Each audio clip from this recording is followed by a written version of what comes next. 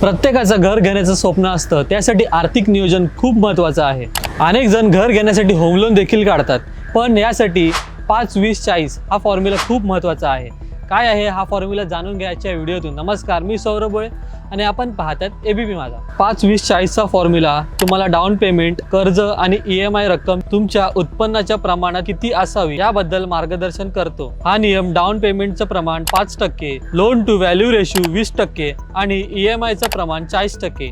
हा नियम तुम्हाला आर्थिकदृष्ट्या सुरक्षित घर घेण्यास मदत करतो। 5% नियम सांगते की घर खरेदी करताना तुमच्याकडे किमान 5% रोख रक्कम असायला हवी। उदाहरणार्थ, जर घराची किंमत 50 लाख रुपये असेल तर तुमच्याकडे किमान 2.5 लाख रुपये उपलब्ध असले पाहिजे।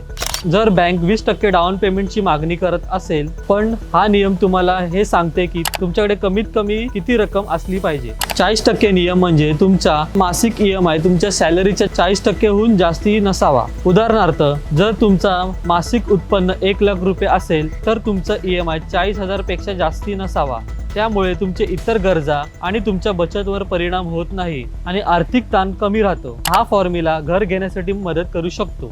20%चा हिशोब म्हणजे तुमचा होम लोन घराच्या किमतीचा 80% पेक्षा जास्ती नसावा। म्हणजेच तुम्हाला कमीत कमी 20% रक्कम डाऊन पेमेंट म्हणून द्यावी लागणार। उदाहरणार्थ, 50 लाख रुपयांचं घर घेण्यासाठी 40 लाखांपेक्षा जास्त नसावा। असं केल्याने तुमचा व्याजाचा भार खूप कमी होतो आणि कर्ज फेडण्यास खूप मदत होते।